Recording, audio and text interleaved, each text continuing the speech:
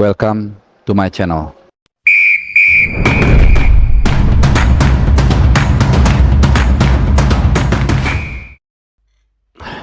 Halo, salam sehat teman-teman semua. Apa kabar kalian? Mudah-mudahan dalam keadaan yang sehat, bugar, dan juga agak sedikit deg-degan tentunya.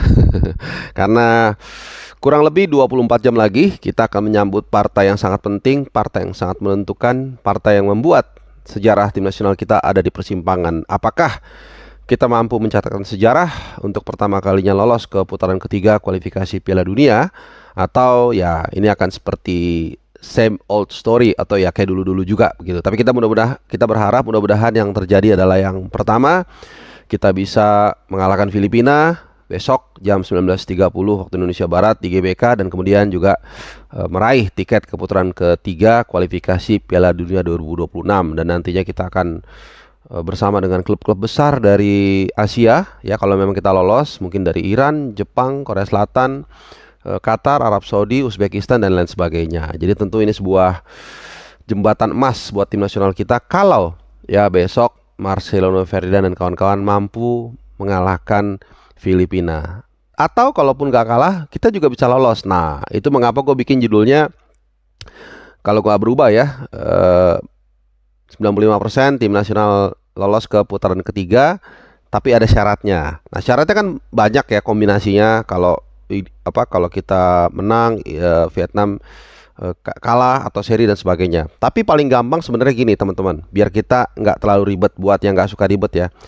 Intinya hasil pertandingan Indonesia menghadapi Filipina di Gelora Bung Karno itu tidak boleh lebih buruk dari hasil Vietnam yang menghadapi Irak di Irak tentunya. Jadi kalau kita kalah, mereka kalah pun kita lolos ya. Ini kita perlu perjelas. Jadi kita kalah pun ya, kalau misalnya Vietnam kalah, kita tetap lolos karena poinnya kan lebih tinggi kita sebelum pertandingan final group ini kan.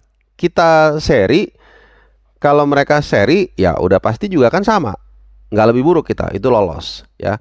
Kita seri bisa nggak lolos kalau Vietnam hasilnya lebih bagus, yaitu menang gitu ya. Jadi gampang ingatnya, pokoknya hasil kita di GBK itu tidak boleh lebih buruk dari hasil pertandingan Vietnam di tempat di Irak gitu ya. Itu yang pertama. Nah, kemudian soal implikasi lainnya dari pertandingan besok, bukan hanya soal lolos nggak lolos, tapi juga ranking FIFA. Ya, ini ada biasanya langsung wah itu penting nggak penting, bukan soal penting nggak penting ya. Ini fakta yang mesti kita ketahui ya. Jadi saat ini sebenarnya posisi kita itu melorot dua strip ke peringkat 136. Jadi kemarin kan kita kalah dari Irak, itu membuat total poin kita turun. Begitu juga dengan ranking kita dari 134 ke 136. Malaysia itu ada di 135 mereka. Nah, kenapa ini terjadi ya tadi karena kita lawan Irak, dan kenapa belum diumumkan karena biasanya FIFA ranking itu diumumkan satu kesatuan ya, satu renteng gitu ya istilahnya. Jadi nggak satu-satu gitu biasanya.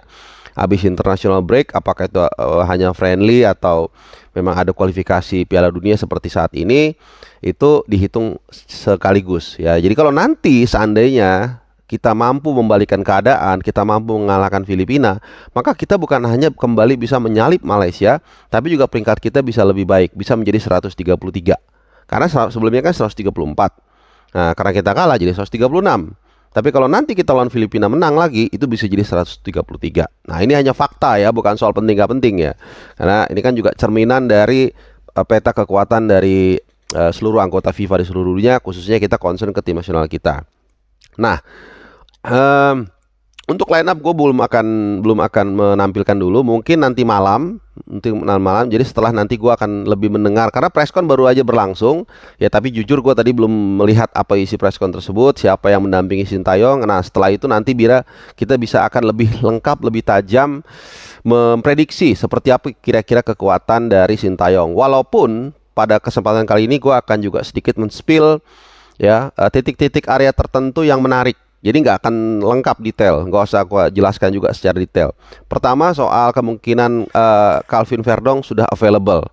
Jadi dia sudah available, dimainkan atau enggak itu urusan pelatih nanti. Seperti yang gue bilang, setelah mendengar press conference secara lengkap, setelah mendengar situasi di dalam tim secara keseluruhan, terutama dari Pak Sumarji yang biasanya banyak memberikan informasi ya. Baru nanti kita atau gua akan memprediksi lengkap line up-nya dan kenapa alasannya. Nah, Verdong sudah bisa available, dimainkan atau tidak itu menurut gua sih kecil kemungkinannya. Kenapa? Karena ini adalah pertandingan yang sangat penting, pertandingan yang sangat menentukan, main di home tekanannya agak lumayan besar. Walaupun lawannya, ya dibilang lawannya gampang juga enggak ya, karena mereka baru Filipina itu menurut informasi baru dapat 6 pemain baru naturalisasi. Dan terbukti mereka kemarin menyulitkan Vietnam, sempat unggul 2 kali sebelum akhirnya dibalikan menjadi 3-2. Jadi ini pertandingan yang tidak mudah.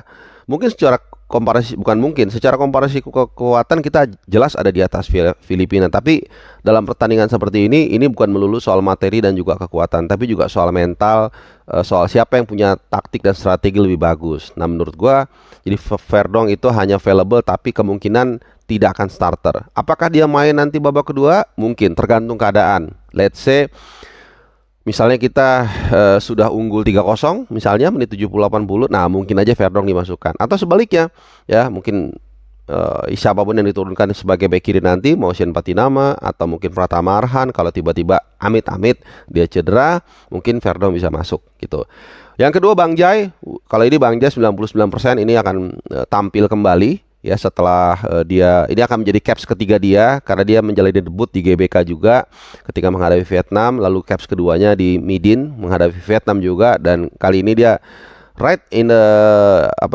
datang in the right time, karena di saat yang sama Jordi Amat kemarin bikin ulah ya, walaupun sebenarnya menurut gue itu nggak kartu merah, tapi ya sudah, dan pas banget ya, Bang Jai sudah fit lah, lebih fit setelah dia terbang dari Italia agak mepet menjelang pertandingan kemarin lawan Irak. Jadi memang sengaja tidak ditampilkan sama sekali oleh Sintayong. Dan kali ini gue setuju sama dia, daripada dia dimainkan terus kita tetap kalah, kemudian juga dia kurang fit sehingga lawan Filipina nggak bugar, ya mendingan dia kalahin, Bang Jai tidak main lawan Irak, tapi kemudian lawan Filipina nanti fit. Dan itu yang gue bilang, pas banget dia akan menggantikan peran dari Jordi Amat ya. Jadi ini akan kita lihat penampilan dari Jordi Amat, dari Bang Jai di belakang, mudah-mudahan semakin menyolidkan dan membuat juga percaya diri ya barisan pertahanan Indonesia yang kemarin banyak melakukan kesalahan. Oke.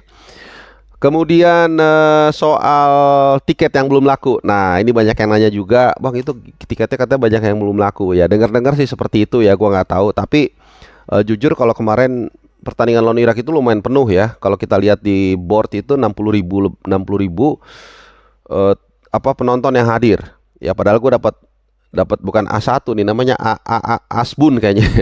Ya padahal dari dari media officer PSSI katanya tiket itu alokasinya tuh hanya sekitar 50.000 kecil biasanya dialokasikan, karena menyangkut dengan struktur GBK yang sudah tua. Tapi ternyata penontonnya 60.000 dan masih ada sedikit lagi bangku kosong. Jadi gue nggak tahu nih, ini sumbernya agak-agak sedikit nyeleneh ya, tapi nggak apa-apa. Jadi balik lagi soal Filipina nanti, kelihatannya katanya nggak penuh, tapi gue mudah-mudahan salah ya, karena kemarin juga gue terima informasinya seperti itu, tapi ternyata lumayan penuh saat menghadapi Irak. Jadi ini penting banget, laga yang sangat menentukan, dan mainnya jam 19.30.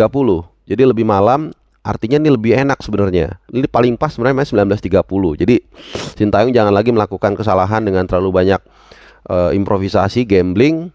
Ya, udah nontonnya lebih panas kalau jam 4.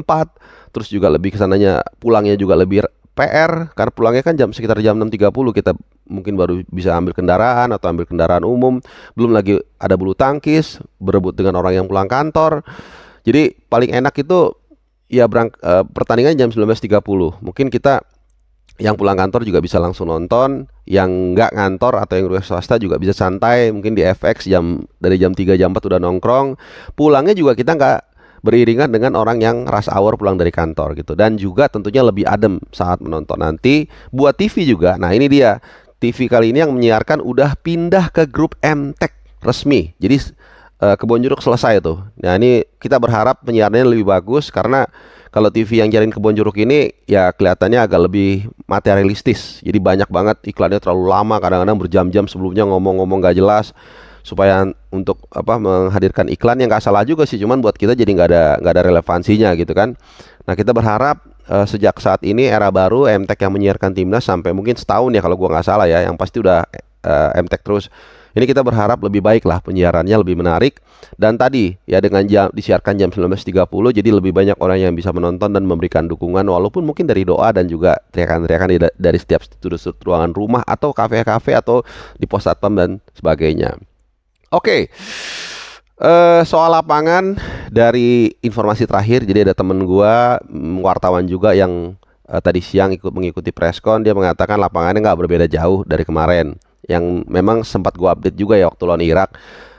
Lapangannya lebih bagus dari waktu lawan kita Vietnam sebelumnya memang, tapi tidak cukup layak lah sebenarnya, tidak cukup bagus untuk menggelar pertandingan internasional seperti itu. Tapi ya sudah, jangan ini jadikan alasan kenapa. Ya karena yang main kan dua-duanya juga. Emang yang Indonesia aja yang kesulitan kan, lawannya juga kesulitan gitu ya. Jadi nggak terlalu alasan lah. Tapi bukan berarti kita tidak bisa menuntut ya, karena itu memang standar yang harus dipenuhi oleh penyelenggara sebenarnya ya. Jadi penyelenggara itu memang ada kebebasan juga untuk menentukan stadion atau lapangan, tapi memang masalahnya lapangan ini dikelola oleh Seknek. Jadi ada dua institusi yang harusnya mungkin Pak Erick Thohir bisa lah coel-coel dikit, Pak Pratikno kalau nggak salah ya, pokoknya Menteri Seknek lah, untuk Pak tolong dibagusin dong Pak, ini kan buat tim nasional juga. Nah kira-kira begitu kan. Nah, harusnya itulah kelebihan dari seorang ketua PSSI yang menjabat juga pejabat di pemerintahan begitu ya. Nah untuk kalian sendiri mungkin ada pendapat atau informasi tertentu, silahkan tinggalkan di bawah. Kita bisa berdiskusi menarik. Dan untuk line up seperti yang gue bilang tadi, gue akan keluarkan ya sekitar tengah malam nanti lah, setelah dapat informasi yang lebih utuh. Yang pasti memang semua pemain kita tentunya dalam kondisi bugar. Yang absen tentunya hanya Jordi Amat yang terkena kartu merah di pertandingan menghadapi Irak.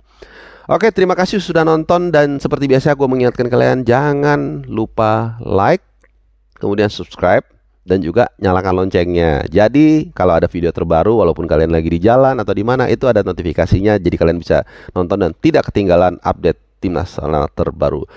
Kita sama-sama dukung timnas, semoga bisa melangkah ke fase berikutnya. Dan terakhir, last but not least, ini dia.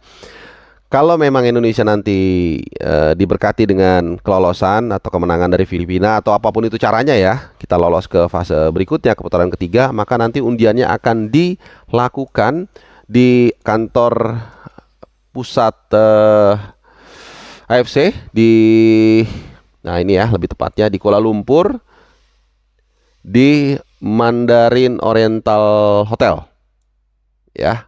Ini ya, jadi ini di Mandarin Oriental Kuala Lumpur tanggal 27 Juni, dan channel Bung Harpa akan hadir di sana kalau kita lolos ya. Jadi di final Liga Champions bisa hadir, di AFC semuanya bisa hadir, di Piala Dunia bisa hadir, di AFC bisa hadir, hanya di timnas sendiri tidak bisa hadir ke akreditasinya. Oke, terima kasih dan salam sehat buat kalian semua.